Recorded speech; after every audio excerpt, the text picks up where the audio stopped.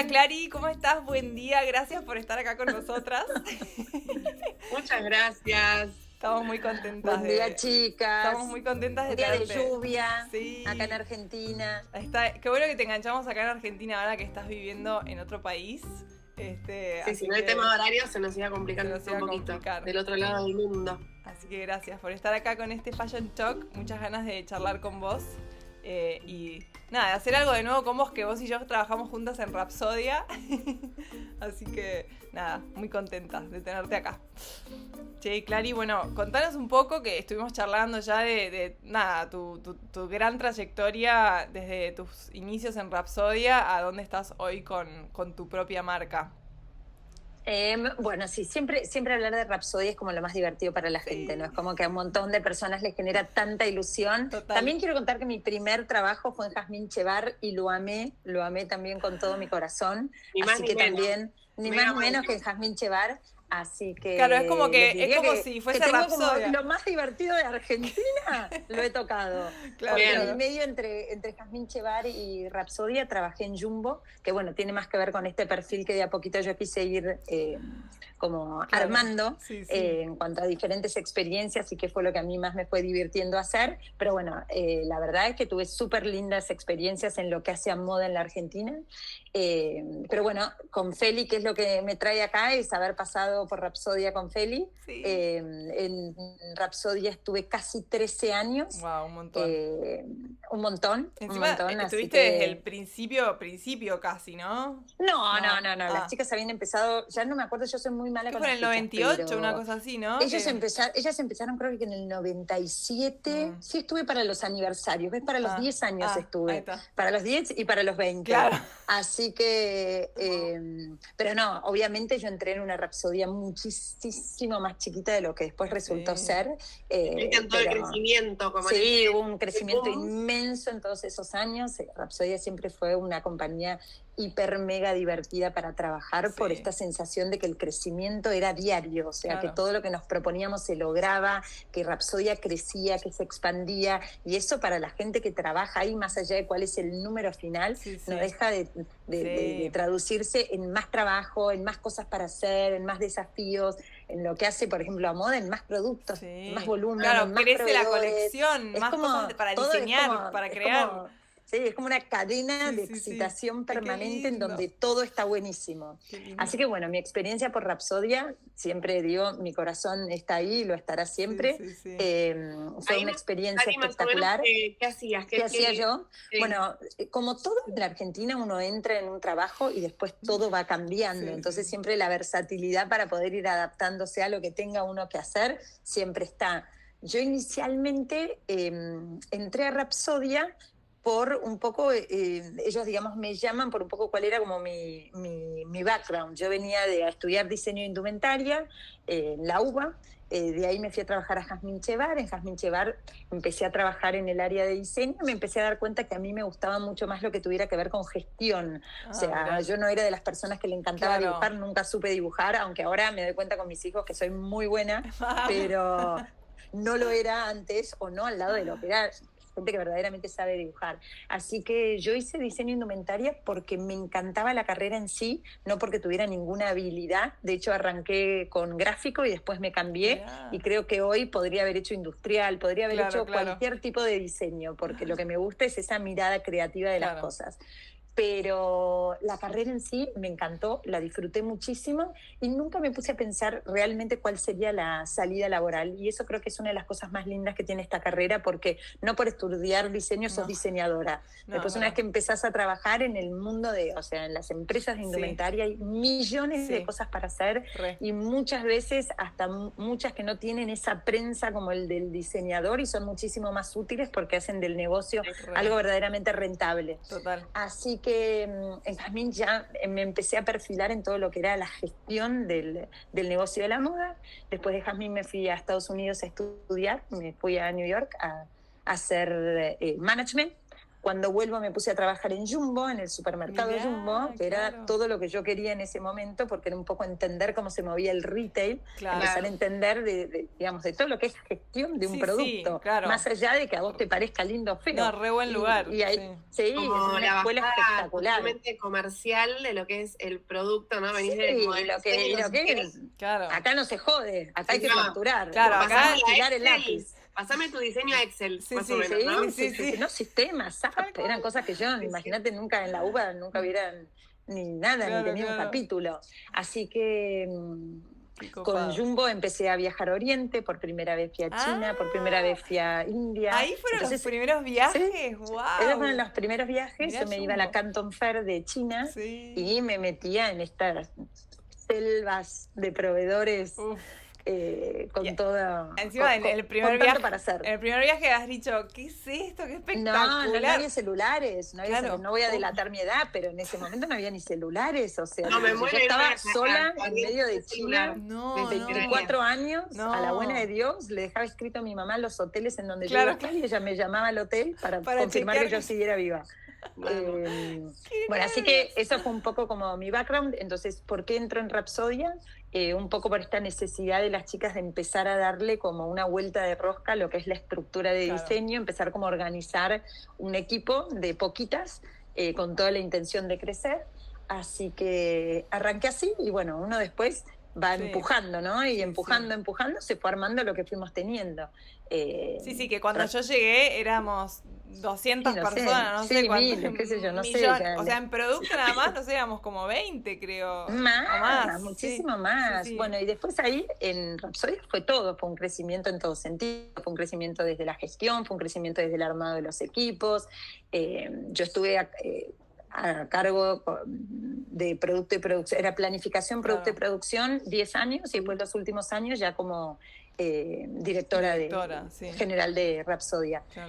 ¿Qué hicimos durante ese tiempo? Fue, bueno, consolidar los equipos, estructurar lo que se llama, la planificación, el producto y la producción. Rapsodia fue una compañía que haya llegado a hacer más de 2 millones de prendas al año, hacíamos más de 1000 SKUs diferentes por temporada, y todo eso era dividido en equipos por tipo de producto, por origen, por lo que fuera que se te ocurra, y hemos ido armando como estos equipos, esas duplas en donde producto y producción trabajaban en conjunto para poder hacer el negocio comercialmente viable, ¿no? Y para que todo suceda en tiempo y forma.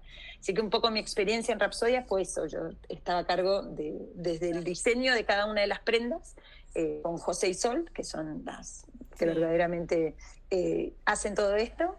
Entonces armábamos todas las colecciones que venían de una planificación previa comercial, no solo de cuánto había que comprar, sino también qué características tenía que tener aquello que nosotros compremos, y todo eso se los estoy explicando desde lo macro a lo micro, baja en 25.000 pasos diferentes. Y después delegarlo, digamos, es como íbamos trabajando según la edición del día con el equipo responsable de esa categoría. O sea, tu pasada por Jumbo fue casi que súper importante para después ayudar acá en Rapsodia a hacer crecer esta marca, ¿no? Organizar, darle procesos como de todo el retail. Igualmente, o sea, yo creo que uno aprende mucho de los desafíos. O sea, yo, por ejemplo, en Estados Unidos estudié management y después cuando estuve acá en Argentina hice un MBA. No hay nada que uno no aprenda mejor que haciéndolo. O sea, es trabajando que uno arranca a entender. Siempre digo lo mismo. O sea, en la facultad... En la facultad mismo. Por eso yo digo, digamos, y esto va más a la general, yo no sé qué tipo de perfil de personas hoy nos van a estar escuchando, pero digamos, no se aten a pensar en una única salida laboral y no se estresen sin saber qué es lo que uno va a hacer. O sea, se hace camino al andar, sobre todo en la Argentina, que los desafíos son diarios y que la cancha te la corren todos los días. Por hora. Entonces, bueno, yendo un poco a lo que fue mi experiencia en Rapsodia, y en Rapsodia aprendí lo que es estar en una empresa, les diría, de las más grandes de Argentina, y todo lo que eso conlleva, o sea, cómo estructurar una colección, cómo interpretar una venta, cómo eso volcarlo a lo que es un plan de compra, cómo eso bajarlo a una colección, cómo eso abrirlo en categorías, cómo eso abrirlo a origen de compra, y un montón de cosas de lo macro a lo micro que son necesarias para que después, el día que vos estás en un local, veas una prenda y atrás de eso hay 1.300.000 decisiones tomadas. Total. Y así que bueno, en mi experiencia en Rapsodia, después si quieren me preguntan cosas más específicas que crean que a la gente le puede interesar. Y después de los 13 años esos en Rapsodia, ya más que nada por decisiones personales y familiares, en donde como todo las cosas llegan a un fin, no porque Rapsodia lo haya llegado, sino pues yo cumplí 40 años y en el momento en donde te empezás a cuestionar todo, hay algo que tenés que cambiar. Entonces, en ese cambio creo que lo más fácil era el trabajo.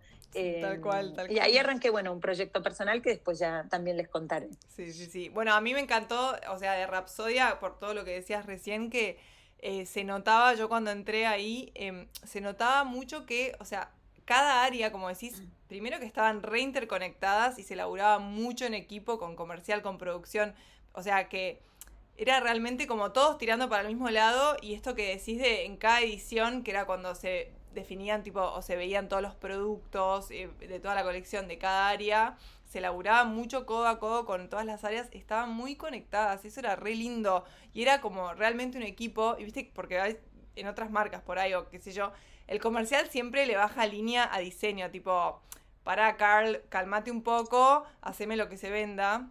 Y en Rapsodia, a mí una de las cosas que me pasó, que venía de una marca que se laburaban tipo 1 millón de productos por mes, qué sé yo, viste, todo tipo medio fast fashion, por así decir. Me encantó porque pude volver a conectar con la parte de diseño, y Rapsodia tiene eso, como que las prendas realmente cuentan una historia, y además de la identidad que tiene la marca, ¿no? Como que es esa cosa de que, no sé, entras a un local y es como que te haces un viaje exótico a la India, ¿viste? Es como que entras a otro universo y todas las prendas tienen eso. No sé, tiene una cosa con la identidad que es re linda, que, bueno, vos que empezaste a laburar desde casi los inicios, habrás visto cómo se desarrolló esa identidad en la marca, ¿no? Y se fue reflejando y la pudieron plasmar con el crecimiento del equipo en cada prenda, en cada producto, ¿no? Sí, que eso es, no sé o sea, qué tipo de experiencia tienen las chicas que nos van a estar escuchando, si son más bien del mundo emprendedor o del mundo corporativo. Más emprendedor, pero sí. Más emprendedor. Sí. Bueno, más emprendedor. Bueno, todas las rapsodias de este mundo han comenzado también por alguien con una idea que la quiso llevar adelante. Claro, tal cual. Así que yo creo que sí, que uno de los grandes aciertos que tuvo Rapsodia siempre es tener como unas bases muy sólida como su identidad, su storytelling. O sea, eso tiene mucho que ver con las dueñas, que fueron las que desde el primer momento tuvieron una idea, y hoy, 20 años después, esa idea sigue estando. Obviamente se va ayornando, obviamente se va actualizando, obviamente va respondiendo sobre todo a la demanda, pero digamos, el relato sigue siendo el mismo. O sea, uno entra en un local de Rapsodia hoy hace 20 años y el espíritu está. Eso. Y el cuento sigue siendo el mismo. O sea, no dejan de ser dos personas que, bueno, es un equipo inmenso, y una de las cosas, digamos, más lindas que ha tenido siempre Rapsodia es eso de despersonalizarlo y dejar que cada uno haga su propio camino ahí adentro. O sea, vos con lo que dice Feli, cuando vos entras a trabajar en Rapsodia, éramos miles y miles de chicas totalmente diferentes, que cada una ha sabido aportar lo suyo para hacer de Rapsodia ese mix que siempre fue, pero todas sabiendo hacia dónde teníamos que ir, y esa es como una de las cosas más importantes al emprender, ¿no? Eso de decir, ok, bueno, ¿cuál es mi relato? ¿Cuál es la historia de mi marca independientemente de ese producto? O sea, porque el producto va a ir cambiando, el producto ni te cuento en 10, en 20, y Dios sabe cuántos años uno podría sostener lo que hace, pero el producto es lo que más cambia. Sin embargo, uno tiene que poder identificar lo que hay atrás de ese producto de manera eterna. Nosotros siempre en Rapsodia decíamos eso, es muy loco como Rapsodia ha generado lo que es el estilo Rapsodia, que trasciende la prenda. O sea, vos hoy podés ir a un lugar y hay un montón de gente que te dirá, esto es Rapsodia. O desde, no sé, desde una casa, desde un Tengo un casamiento medio bojo, comprate algo en Rapsodia, ¿entendés? Claro, es como Rapsodia es como que definido en la onda boho, rock, chic, como que ya tiene un montón de...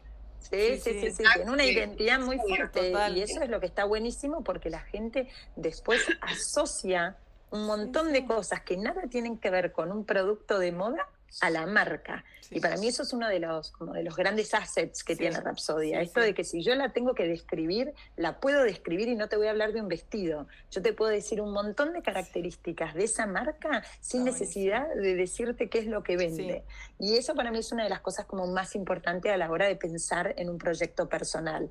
Bueno, si yo tuviera que pensar ese proyecto, ¿cómo es? ¿Cómo es esa marca? ¿Qué olor tiene? ¿Qué color tiene? ¿Qué forma? Si tuviera que ser un país, ¿cuál sería? Si tuviera que ser una, no sé, una mesa, una mesa decorada, una flor, lo que sea, digamos, ¿cómo se compone ese universo que me puede hablar de la marca sin que yo te tenga que decir qué es lo que vendo? Y esas son como las cosas más importantes a la hora de pensar en un proyecto. O sea, digamos, ¿cuál va a ser lo que se llama el storytelling? ¿De qué se trata mi marca? ¿Cómo es? ¿Qué olor, qué sabor, qué color, qué lugar, qué todo, qué todo? Bueno, ese para mí es como el primer paso a la hora de pensar en una idea. O sea, yo tengo que poder poner en palabras todo lo que la marca a mí me va a significar, porque eso es lo que se tiene que mantener inalterable. Claro. Y eso es lo que después, a medida que yo voy modificando, cambiando, creciendo en mis colecciones, esas cosas son las que tienen que hacer que cada cosa que yo haga encaje o no encaje. Sí.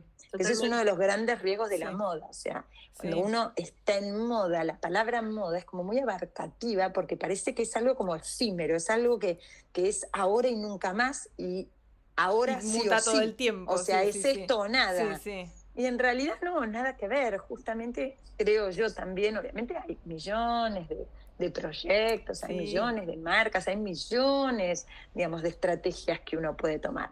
Pero yendo al mundo emprendedor, sería muy difícil pensar hoy en un emprendedor que de un día para el otro quiere ser masivo. Claro. Entonces siempre cuando uno emprende hay algo que le da ilusión, hay algo que uno sabe hacer que cree que puede estar bueno para alguien. Bueno, entonces es en esos casos en donde uno tiene que explorar verdaderamente cuál es esa virtud, ese conocimiento, ese talento que uno tiene, en dónde es bueno, para empezar a armar el relato de eso, y eso es lo que se tiene que mantener como inalterable en el tiempo. Totalmente, nosotras siempre hablamos, mira, tocaste un tema que siempre hablamos de eso, es muy ligado como al propósito personal, a lo que uno sabe hacer, a lo que uno es bueno y lo que le mueve, de cómo vincularlo con lo que estés haciendo en tu proyecto de marca, ¿no?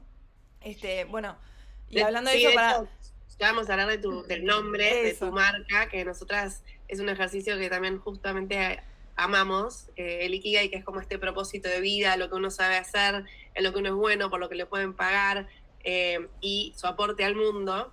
Este ejercicio de conocer bien el propósito de uno, también para tener esa motivación de levantarse todos los días y querer, ¿no?, hacer este proyecto y que tenga como una razón que trascienda, que sea como mucho más fuerte que ir a ganar plata o ir a vender, sino una motivación propia de uno, personal, que después se traslade a este proyecto, emprendimiento, marca. Sí, y además, digamos, no solo desde el lado, o sea, desde el lado más naif, desde el lado sino desde el lado más concreto. O sea, a uno le va a ir bien en la medida que haga lo que hace bien.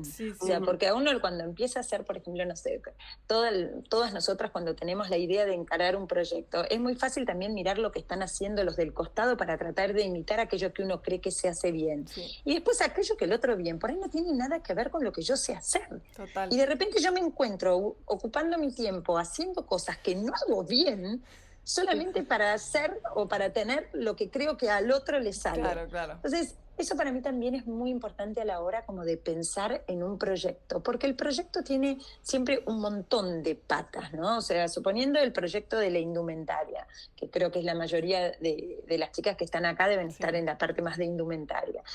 Ahora, dentro de la indumentaria uno puede ser bueno en un montón de cosas diferentes. Uno puede identificar que lo que sabe hacer bien es un producto original. Uno puede pensar que lo que sabe hacer bien es una estrategia comercial. Uno lo que puede pensar es que lo que sabe hacer bien es una distribución. O sea, digamos, hay muchas partes que intervienen en un negocio en donde uno tiene que saber cuál es esa habilidad que tiene o qué es lo que uno le va a aportar al negocio. Por ejemplo, no sé, una vez he ayudado a una chica que ella lo que me decía es, mira, yo lo que tengo muy bueno acá es un sistema de distribución porque mis papás hacen esto, esto y lo otro, ahora a mí me falta el producto.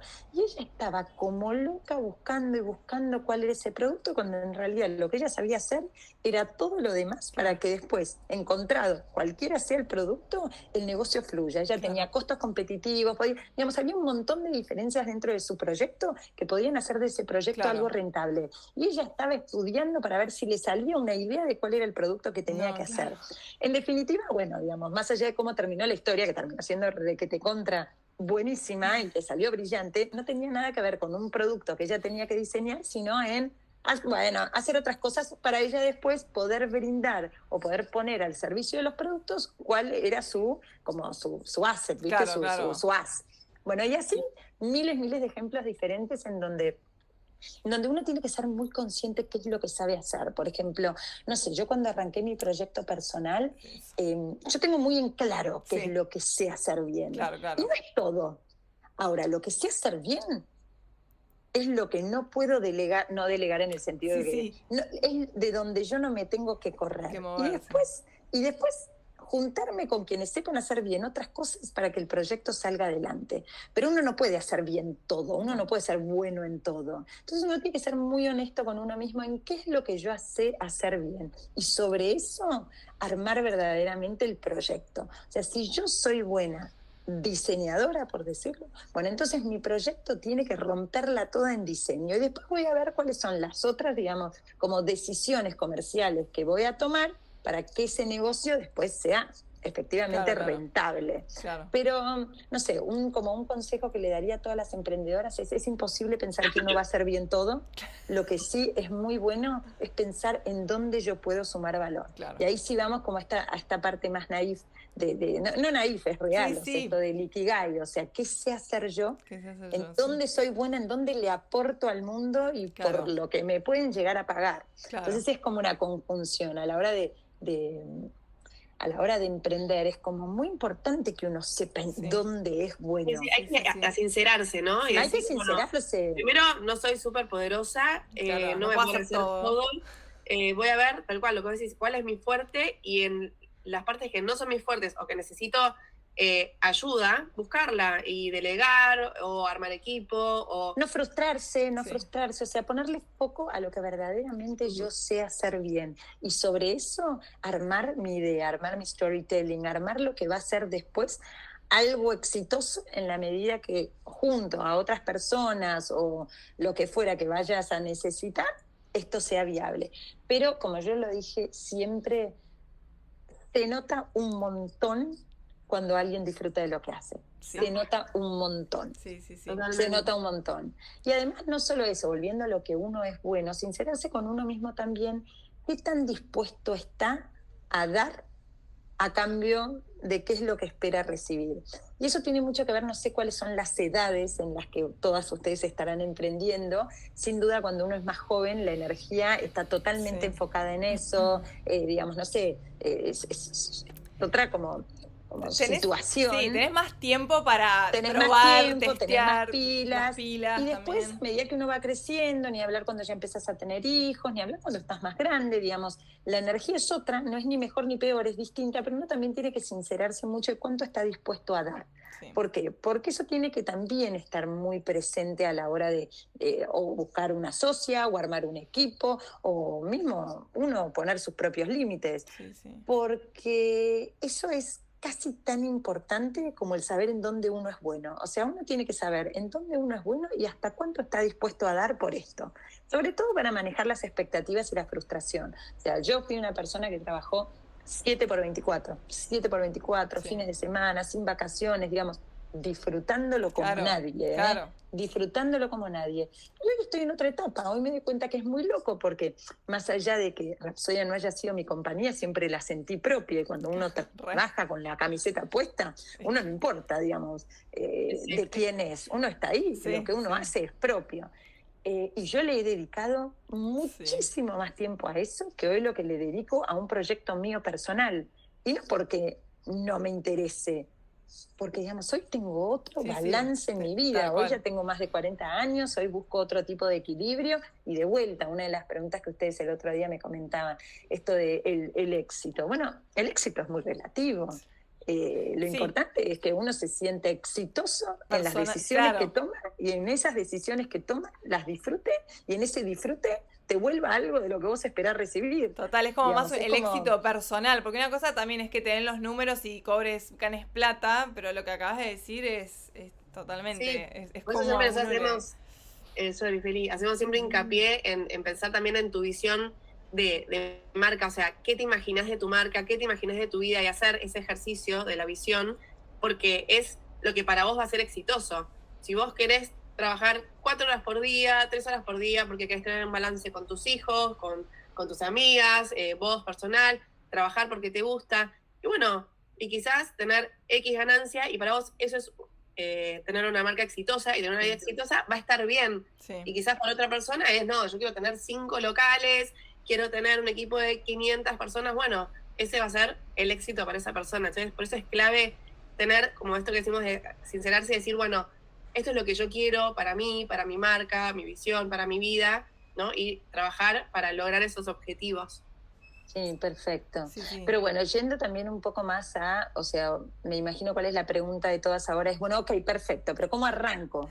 Claro. ¿Cómo arranco? Yo tengo esta idea, ¿por dónde arranco? Porque estoy desbordada, porque no sé por dónde empezar, no sé a dónde poner el ojo, yo quiero hacer este producto, pero este producto implica un montón de cosas, y después cómo salgo a venderlo, y los canales de venta, digamos, no sé, de vuelta, como decíamos al principio, atrás de un producto hay un sinfín de decisiones. Porque vos, para poner en tema, vos después te abriste y tenés tu marca. Yo me abrí, o sea, ¿qué es lo que hoy hago?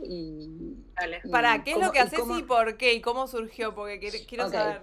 Bueno, entonces vamos ahora, sí, ya sacamos la corporación de costado, en donde ojalá un montón de ustedes el día de mañana, si es lo que desean y aman, tengan sus propias corporaciones, con un montón de gente trabajando, con un montón de procesos y un montón de gente linda, porque una de las cosas más lindas que tiene estas cosas es la gente que uno conoce. El trabajo en el tal cual, trabajar con acá y afuera. O sea, yo además en lo personal soy una fanática de Oriente, así que es como que yo no consigo ningún negocio sin la posibilidad de estar en conexión con la gente del otro lado del mundo. Más allá de que ahora yo vivo del otro lado del mundo. Claro. Estás ahí, te fuiste a Oriente directamente, te gusta tanto que te fuiste. Amo ser parte del mundo asiático. Pero bueno, vamos a lo que es el mundo del emprender.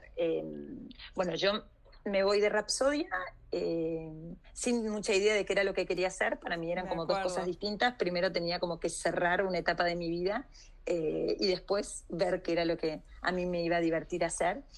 Sí, tenía muy en claro qué cosas no le pueden faltar a mi trabajo. Yo sabía, a mí me encanta, esto que les digo, a mí me encanta trabajar con, primero que todo, o sea, aquello que yo haga no tenía que tener nada que ver con Rapsodia por un tema de lealtad, porque de vuelta sigue siendo mi familia, o sea, y mi corazón sigue estando ahí por un tema de honestidad y de lealtad. Yo no me iba a poner a hacer nada que tuviera que ver con lo que en Rapsodia hacía, porque es como muy difícil despegarse de eso. Después de venir haciéndolo tanto, es como en el momento que yo quisiera hacer ropa, y indefectiblemente me iba a salir algo para ese lado. Total. Entonces es como que en algún punto preferí no hacer ninguna categoría que en Rapsodia haya hecho, y eso que habíamos hecho todas, porque de la A a la B pasamos por todas, ¿viste? Tal que cual. Home, que Girls, que Intimates, que lo que se te ocurra, lo habíamos hecho. Hasta deportivo en un momento. Todo, hasta el deportivo. Me fui a Colombia por el deportivo, con magia, espectacular. Buenísimo. No, cuando hicimos Home, también me fui a recorrer cada lugar, India. Todas las categorías estaban cubiertas. Todo lo que Turquía, cualquier cosa. Ay, qué lindo. Bueno, entonces yo primero que todo sabía que tenía que ser una categoría que en Rapsodia no se haya hecho. Yo viajé muchísimas veces a India y tengo grandes amigos que me ha dado Rapsodia, digamos, muchos años de relación, y siempre a mí la India me encantó. O sea, voy a hacer una salvedad, pues la gente me pregunta si le conviene ir a India de vacaciones. No tiene nada que ver la India del turismo con la India que yo llevo en mi corazón. La que yo llevo en mi corazón es la de trabajo, independientemente que después salga en una foto divina con el Taj Mahal. pero nada que ver con eso. A mí la verdad que India siempre a mí me encanta la manera en que se trabaja, me encanta mucho, yo soy una apasionada del handcraft, o sea, de todo lo que la gente puede hacer con sus manos, y ahí respirás realmente lo que es tener como dones, o sea, esta gente nace con dones y son familias y familias y tribus y ciudades que ya nacen como... heredan ese saber ancestral. Es una cosa maravillosa, entonces cuando uno está ahí es como que todo es posible, todo. Y ellos a todo te dicen, sí, we can do it. Entonces es como que, bueno, ¿cómo arranco con esto? Primero que todo, tenía que ser una categoría que yo nunca haya hecho, tenía que ser algo que pueda suceder en India, porque yo era lo que más quería, era seguir trabajando con Oriente. Y una de las cosas que a mí siempre me encantó de India, más allá de todos los handcraft, o sea, y de mis amigos, es yo vinculo mucho con las experiencias de la gente. A mí es como que me encantan las mujeres, me encanta el mundo femenino, me encanta, como soy requete contra feminista en el sentido que las mujeres lo podemos todo. Y que, entonces siempre tuve como muchas charlas con mis amigas de allá, viste, que me iban contando sus vidas, las comparábamos con la mía, y como que hay algo muy lindo que en el fondo, no importa en qué país del mundo estés, hay un montón de cosas que nos pasan igual. Sí. Entonces yo estaba en mis 40, estaba como muy conectada con todos los cambios que uno empieza a sentir, como te empiezas a cuestionar un montón de cosas, como madre, como mujer, en lo personal, en lo profesional. Y es muy loco porque te encontrás que todas estamos pasando por lo mismo. O sea, cada una le pone un nombre diferente, pero digamos, en definitiva estábamos todas con... Y es como que me empecé a cuestionar mucho esto de la manera en que consumimos, qué es lo que consumimos, qué es lo que compramos. Entonces, en algún punto empecé como a ver qué era lo que yo quería hacer, que se pudiera hacer en India, que conectara mujeres, que estuvieran mujeres que estuvieran en una situación similar a la mía, que en el fondo no dejaban de ser mujeres que querían ser escuchadas, que querían compartir, que querían encontrarle sentido a aquellos que compran, que querían moverse esto de esa necesidad de estar cambiando las cosas por temporada o de seguir una moda en una edad en donde el cuerpo se te vuelve crítico, en donde digamos, bueno, un montón de cosas que tampoco quiero aburrir con la psicología de la mujer post 40, sobre todo para las que no llegaron, no las quiero deprimir. Me estoy asustando un poco, que yo no me llega, claro. Pero bueno, todo es lindo, es una edad mucho más introspectiva y en donde salen muchísimas cosas lindas, pero bueno, muchos replanteos. Entonces, en algún punto, en toda como esta ensalada que me estaba sucediendo, en esta conexión mía con India, en esto de que cada vez que fui a India hice algo, por ejemplo, desde no sé, las cartas astral, desde que me lean esto, desde que me lean lo otro, digamos, toda esa conexión con ese mundo como... místico, entonces, como místico que tiene la India, que es maravilloso. Y siempre el tema de las piedras fue algo que me impresionó, no porque yo haya creído en ellas, sino porque estuve en contacto con gente que cree que la piedra es su religión. Claro. Entonces es muy loco, yo como católica, haber pasado toda mi vida y es como pensando que digamos, es la Biblia y es el relato de Dios lo que hay que seguir, que haya gente con esa misma como devoción hacia algo natural, hacia una energía que es tan poco tangible como lo es la religión también, ¿no? Tal cual. Entonces como que eso siempre me llamó mucho la atención, como amigos míos me contaban historias de lo que les pasaba a tal o cual, de si tenían la piedra equivocada, y hasta algunas cosas eran drásticas porque uno se había muerto, porque ese día tenía un zafiro y no lo tenía que tener, o sea, nada, es llevar como ese mundo que para nosotros es místico al día a día de una manera tan como fáctica, ¿viste? Para ellos, digamos. Es así. Es increíble. Entonces, como bueno, todo eso me empezó a despertar como un interés, entonces como que todo se fue dando con todo. Entonces dije, bueno, a ver, ¿cómo uno esta necesidad de las mujeres de querer ser escuchadas, de resignificar la compra, de pensar que las cosas son más eternas, de que las cosas trascienden, de que las cosas tienen un sentido más allá del producto en sí? Porque un suéter... ¿Qué es ese suéter? Es un suéter para este invierno y el año que viene me va a gustar otro suéter. Entonces no hay nada en ese suéter que cuente una historia o por el cual yo me sienta identificada de estar comprando más allá del look que quiero lograr hoy. Entonces, bueno, un poco todo eso, un poco esto de las piedras, un poco que yo quería manejar, hacer algo con Oriente. Empecé a explorar esta categoría de la joyería. Y ahí es donde sí empezás a tener que bajar en concreto esta idea que es. Y la verdad es que creo que había una oportunidad de negocio enorme en en el mercado en donde yo me quería mover. Que esto también, después sigo el relato, pero para mí esto es como muy importante. No creer que para que un negocio sea bueno tiene que ser enorme, sino esto de identificar a quién yo le quiero vender. O sea, no necesitas 1 millón de gente que te compre para que tu proyecto sea exitoso.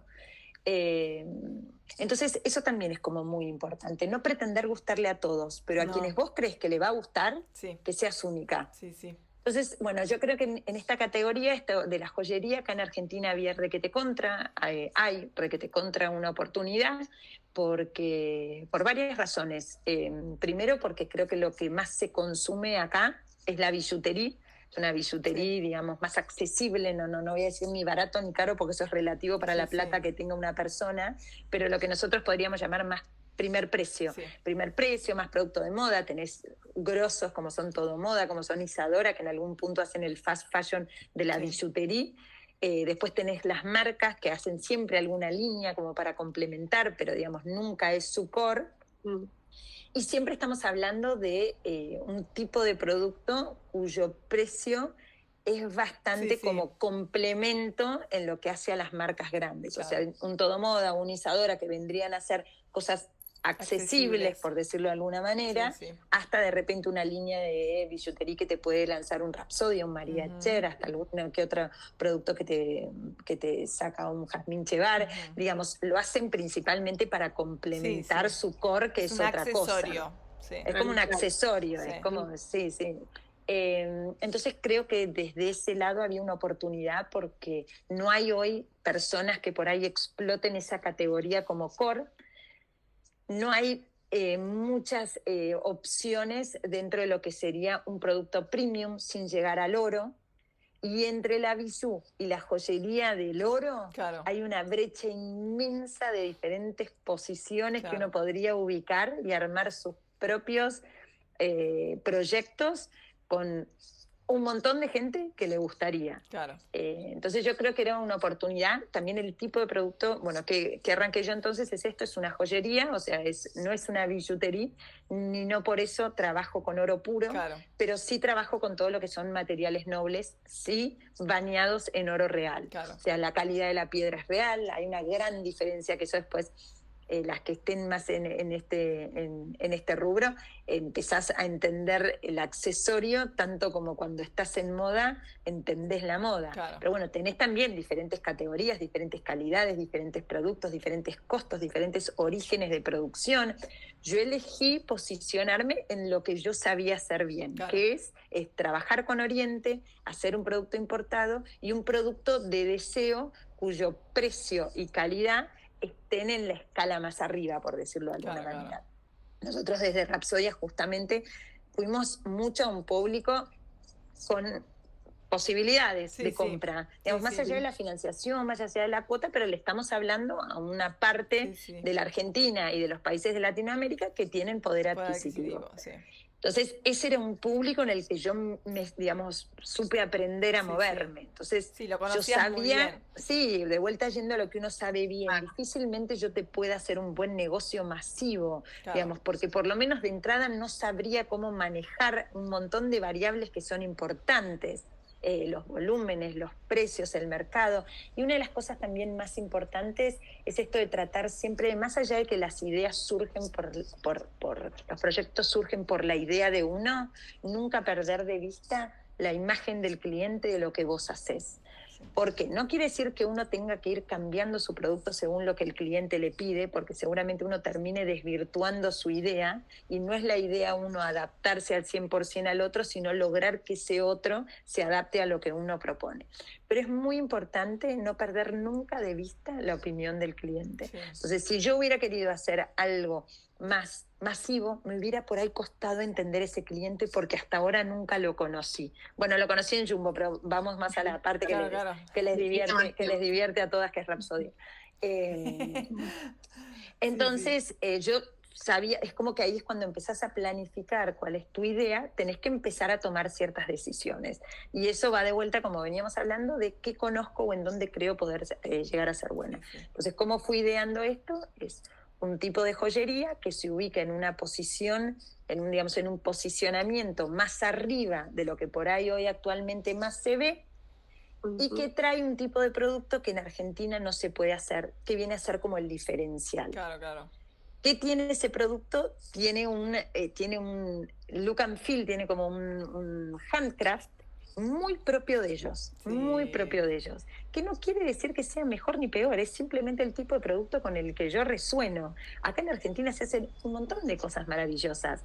No es lo que yo quería hacer. Sí. Entonces, a mí me resulta hacerlo en India. ¿Por qué? Porque me gusta esa mano. ¿Y por qué? No porque acá no se pueden usar piedras naturales, pero la realidad es que todo lo que tiene que ver con esos materiales nobles que vienen de la naturaleza, allá se encuentran de manera más... Están mucho más disponibles. Mucho más disponibles. Acá muchas veces en Argentina lo que vos ves que hay es por ahí imitaciones de piedras, resinas, o productos intervenidos, digamos, por ahí en China, de vuelta, no por desacreditar absolutamente nada. Son decisiones que uno tiene que tomar para su negocio. Yo, con el tipo de producto que quería hacer, podría haber tomado varias decisiones. Y esas decisiones iban a alterar todo lo que iba a ser el negocio posterior. Yo puedo elegir, si yo digo, bueno, a ver, yo mi fuerte es el diseño. Entonces yo sé que este collar tiene una posibilidad de venta inmensa. Bueno, ahí es donde yo voy a tener que tomar una decisión. Esa posibilidad de venta inmensa es si vale menos de 10.000 o si vale más de 40.000. Claro. Y ahí empezás a tomar un montón de decisiones.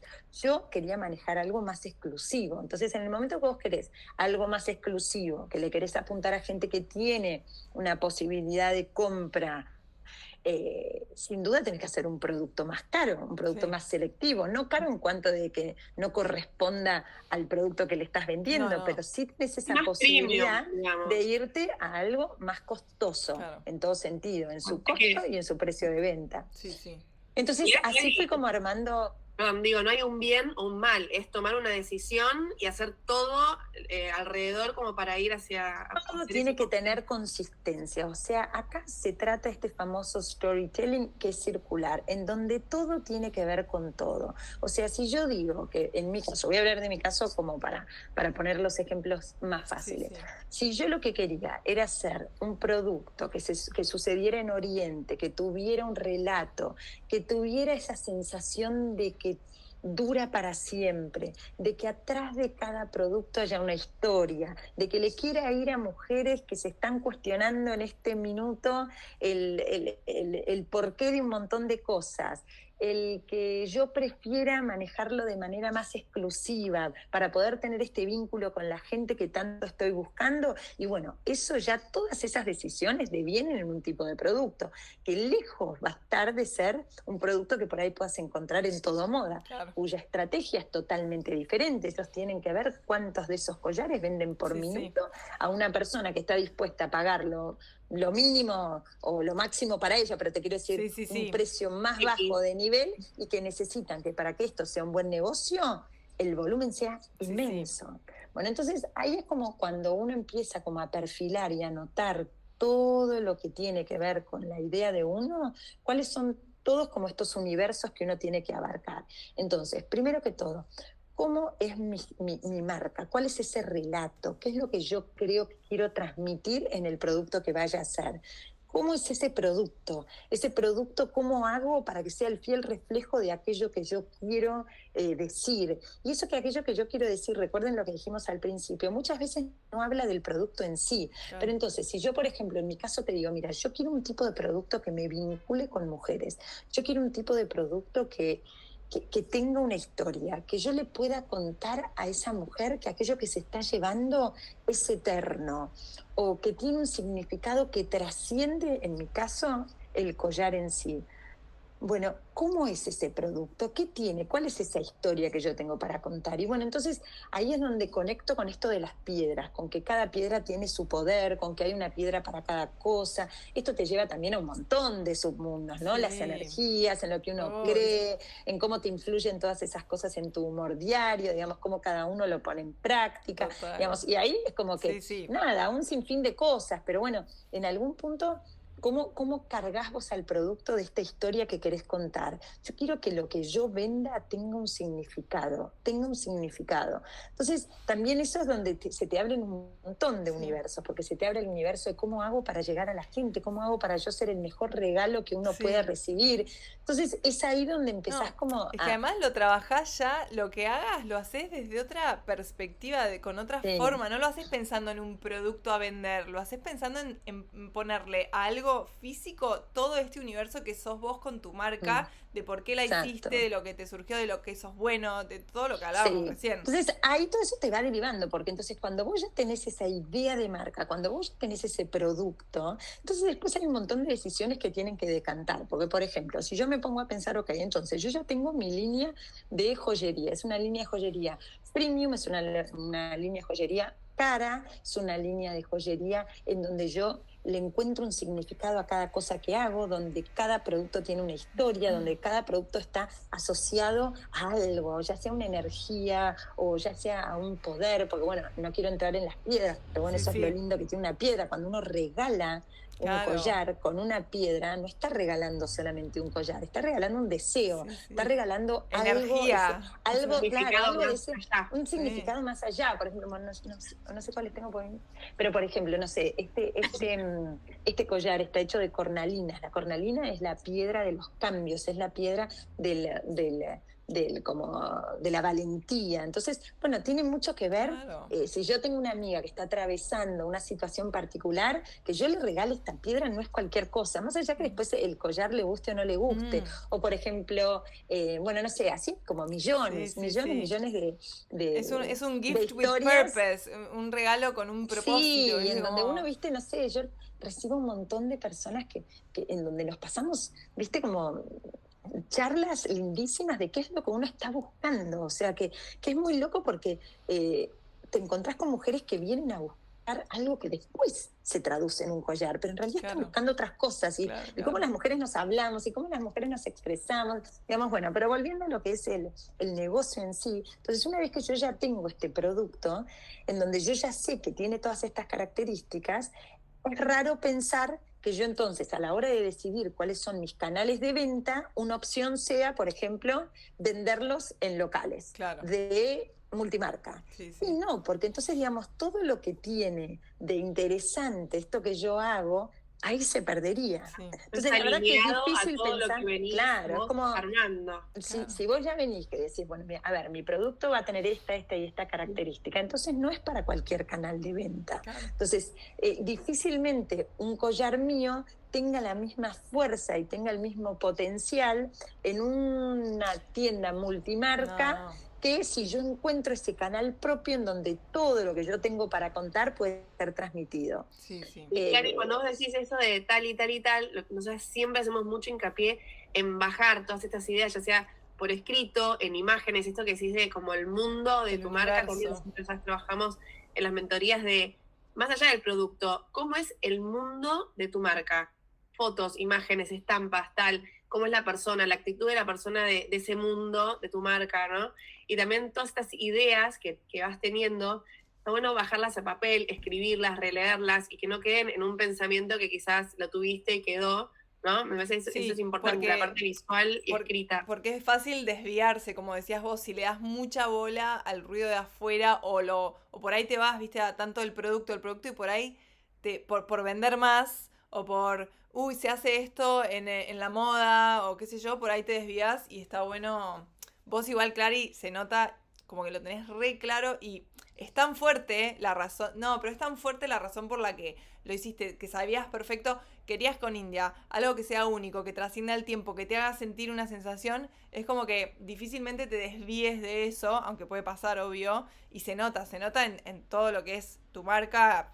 Entrás al Instagram, que a los que estén escuchando los invitamos a que vayan porque es el universo Clara Forno Ikigai. Te juro que entras y también te vas de viaje a Oriente, ¿viste? Y es como que...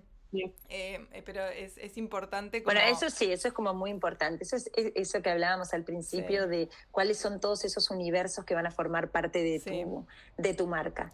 Pero bueno, entonces siguiendo un poco al ABC para emprender, entonces habíamos dicho mucho hincapié en el storytelling, decodificar tu marca, esto de los universos, esto de las características, todo eso escríbanlo, busquen imágenes. Es impresionante cómo una imagen puede hablar tanto sin tener palabras. Entonces, eso es lo que los tiene que acompañar a lo largo de todas las decisiones. Cuando voy al producto, que ese producto hable de todas esas imágenes en uno solo. Digamos, esa sensación de decir que este producto trasciende lo que en sí es, porque en el momento que yo le meta todo ese complemento del storytelling, esto va a cobrar vida. Claro. Una vez que tengo esas cosas como más definidas, ahí ya pasa la parte como digamos más estratégica, más de estrategia comercial, de ver, bueno, este producto, ¿qué canal comercial tiene? ¿Cuál es el mejor canal para...? O sea, tenés ahí...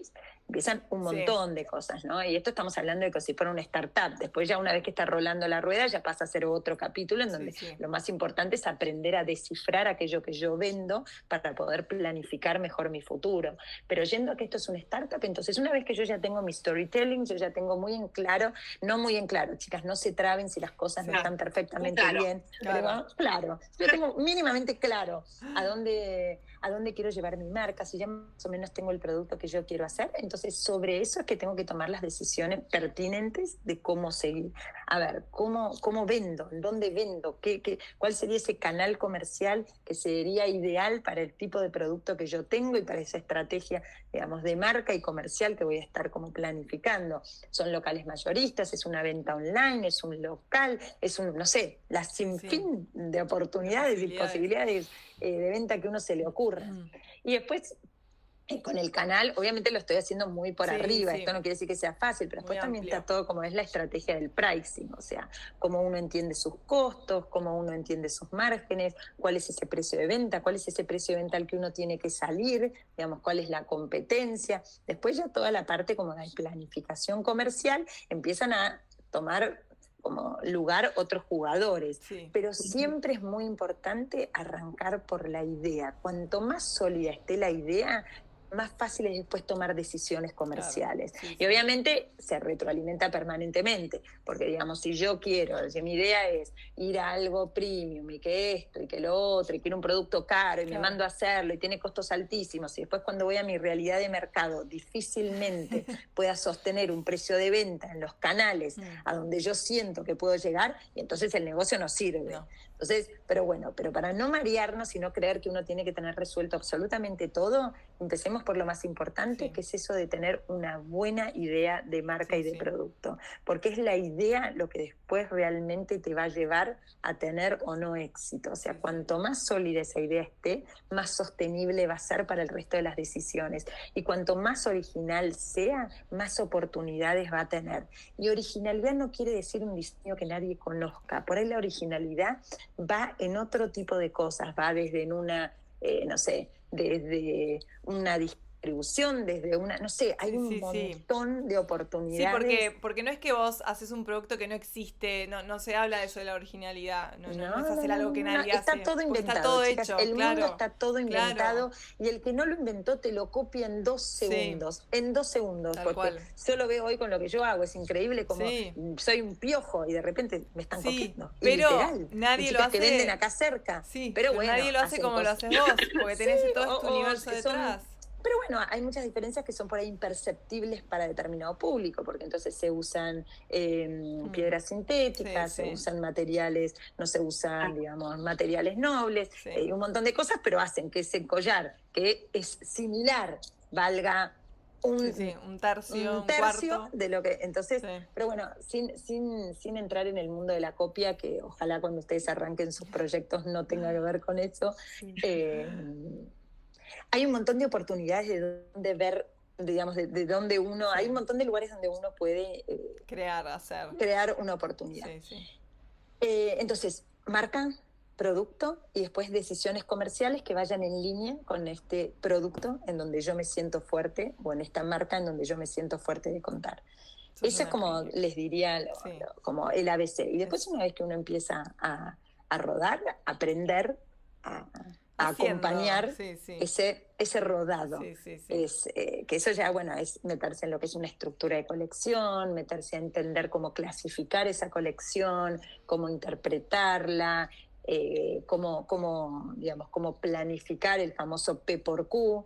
Digamos, si hoy yo compré 10 y vendí 5, ¿cuánto tengo que comprar para la colección que viene? Sí. Y esa compra, ¿cómo tiene que ser? Si yo vendí, no sé, digamos, ahí hay un montón de estrategias comerciales que no sé en qué instancia están ustedes como para poder llenarlas de un montón de conceptos que las pueden abrumar.